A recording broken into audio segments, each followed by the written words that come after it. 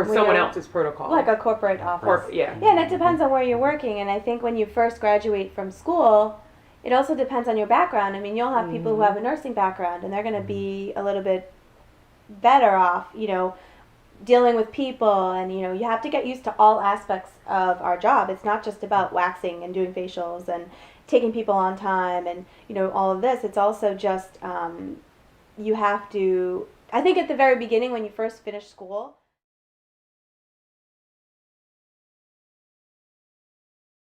You got your green drink and everything? Okay, so welcome. We are here with Liz and Imani.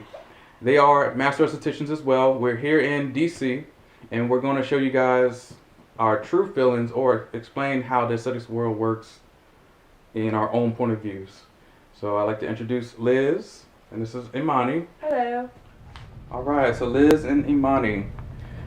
Hello. How many years have both of you guys been working in the aesthetics field?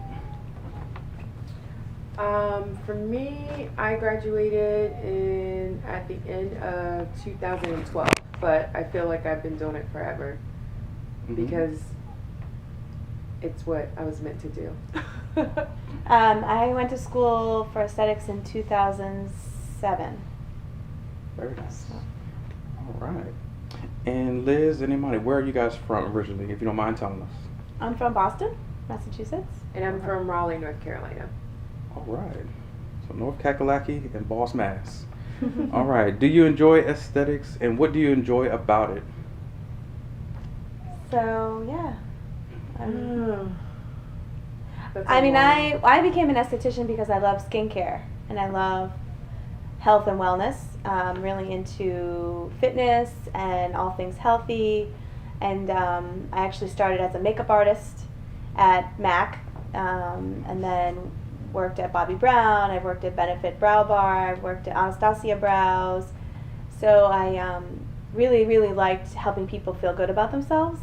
And so I worked at MAC in Boston, and I had started talking to one of the girls that worked there at the counter, and she thought that it would be kind of interesting to talk to me about skincare, because I was actually really more into the skincare aspect of it. And she said, maybe have you thought about becoming an esthetician? And I had thought about becoming an esthetician after college, and I had just finished college, so I didn't actually want to go back to school. And then I ended up getting my master's license, master's in business. And Oh, I didn't know you had a master's in yeah, business. well, I mean, it wasn't something I planned. It was, I worked for a company that they paid for for me to go back to school. So I got my MBA, and it wasn't planned. It was like, it's free, you can do it, you know, and I was a counselor at the college. So I thought, okay, I'll get my MBA. Now putting off being an esthetician even longer. So I actually was thinking about being an esthetician for about 10 years before I became an esthetician. And then I worked in different companies and all over Massachusetts, and I got laid off from my company as I was in a pharmaceutical company, and they went under. And I thought, you know what? I was 27, I think, at the time. Oh, how old are you? What you want? I'm look going to very tell young, you. right? I'm 38. I thought you. Oh. Wow, we're the same age. Yeah, she looked good. So- I know, right? We're the same So age. yeah, I've been an esthetician almost 10 years. Is that right? Very nice. See, my math I have to do. Awesome. But yeah. So That is yeah. wonderful. All right. What was the question? It was, do you enjoy aesthetics, and Okay. what do you enjoy about it? Okay, yeah. Or how did you get into the business? Well, basically, piggybacking off of Liz is the feeling that you get as far as making people feel good. I love the skincare side of it. So my story's a little different. I had no idea that I was meant to do this career, but I was obsessed with waxing when I was a teenager. So I will never forget my first time going to get my legs waxed, because I was hairy and I was just like, oh, the shaving, I just couldn't do it. And I remember my mom took me, and actually my first time getting my legs waxed, they didn't tell me that you shouldn't put on lotion. And I got out the shower, put on lotion, your normal routine, and the lady, waxed my legs, and it really didn't come up.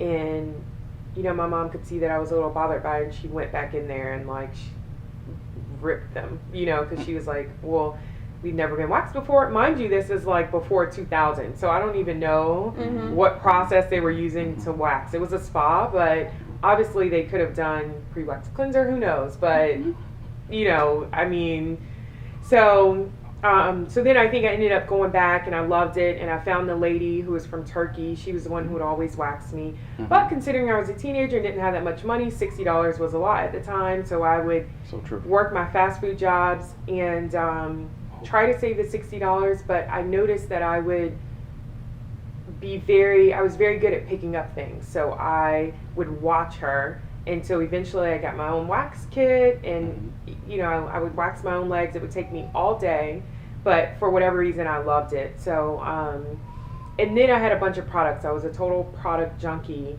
and my mom would yell at me about how many products I had and threaten to throw them away all the time. So anyway, and then I went on to college, the traditional step, I guess, after high school, and got a 9-to-5 after college, and then got laid off, and then had an Oprah moment about what do I want to do in life, basically. So that's how I came up. I knew I loved waxing and skincare and facials, so it all came together. It all came full circle. Very nice. But yeah. All right, that is perfect. All right, do you guys at your establishment where you work at, do you guys have the best equipment that can effectively do your job, or do you feel that your company could supply you with better equipment? I mean, I think we have good equipment where we are. We do microdermabrasion. We do like oxygen spray. We don't use a steamer. That's different than most places, and I was trained on a steamer. We don't do, and this is something I learned in school, like galvanic, like high frequency. So a lot of people ask us about that, but that's really rare. And most places I've worked before, and you know, I've worked at 5-star hotels, and you know, they will have those things. This particular place we work now does not. It doesn't really hinder our job. It just, some people that are really savvy about what we do will ask us, you know, in certain experiences they've had with the high frequency, you know, it is good to use sometimes after waxing. It does help kill the bacteria, and you know, people will know after you do extractions that, you know, that's generally what you'll do. But again, you know, most people like where we work, it's more of a, I don't know if I want to say image, but kind of like a who's who of, you know, DC, and people kind of have these expectations of that we're the best, you know, and that we're the best in the industry. So I think they kind of trust the name, so they don't question, excuse me, they don't question that too much. Right. We get questions about what this no steam, and that's kind of strange. We use hot towels, but you know, there's the philosophy is that, you know, the steam causes bacteria, and you know, it's you can oversteam, which can dehydrate, you know. So, and we've had pretty, I mean, I've been where we are now for 5 years, and I've never had, you know, maybe 1 or 2 guests say anything negative about the facials. So, but most of what we do is waxing. So again, that might be something we can talk about, but depending on where you work, you know, I've worked at a hotel where I just did facials, and I've worked at different places that now I'd say 90% of what we do is just waxing. So just, you know, to give people an idea of when you're in school, and I don't know what your school is like or where you're going, but my school in Massachusetts did not teach us how to do Brazilian waxes, and this was 10 years ago. And now everyone does Brazilian waxes. So I had to actually go to another place, learn on my own, and I had to educate myself on it.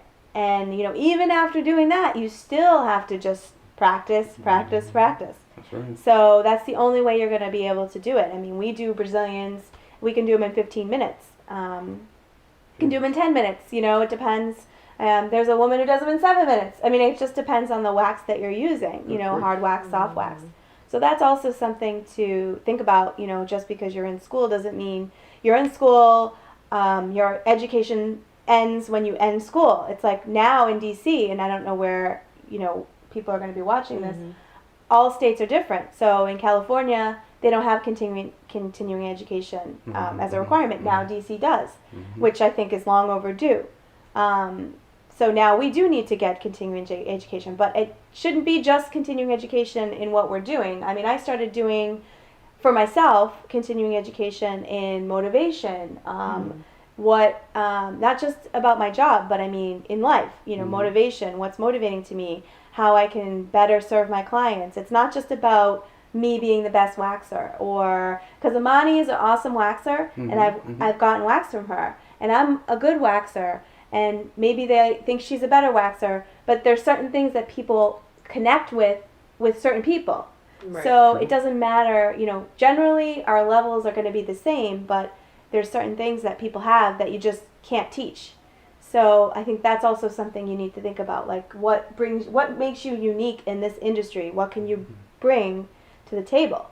And you have to kind of hone in on that, because it's not just about providing a service and you're doing your facial, and it's about making someone feel a certain way.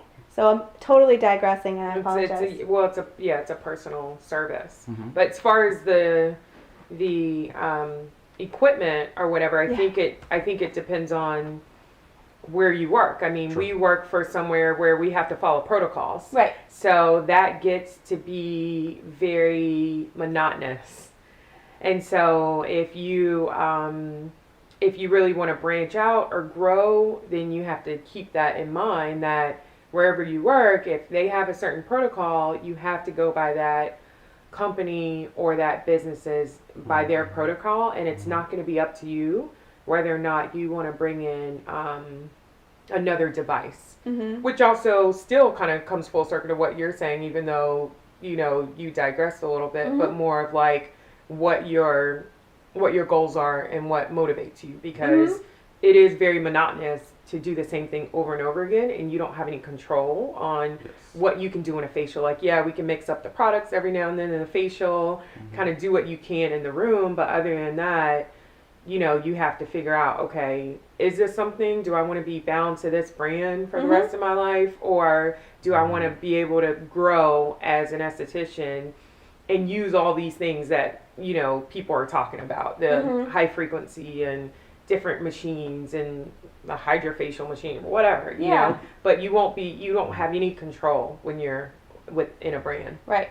Or someone else's protocol. Like a corporate office. Yeah, and it depends on where you're working. And I think when you first graduate from school, it also depends on your background. I mean, you'll have people who have a nursing background, and they're going to be a little bit better off, dealing with people, and you have to get used to all aspects of our job. It's not just about waxing and doing facials and taking people on time and all of this. It's also just you have to, I think at the very beginning when you first finish school, the focus should be to get experience. Just get experience, because the thing is that you need to be really good at your job, but there's so many other aspects of the job. And so I think when you become comfortable in the position, then you can kind of figure out, okay, what's next for me? Right. Am I going to branch off? Am I going to open up my own place, or am I going to have people come to my house, or am I going to just continue to work maybe on call, or maybe I'll work in this position because the pay is good, and I don't have to come home and I don't think about my job. So there's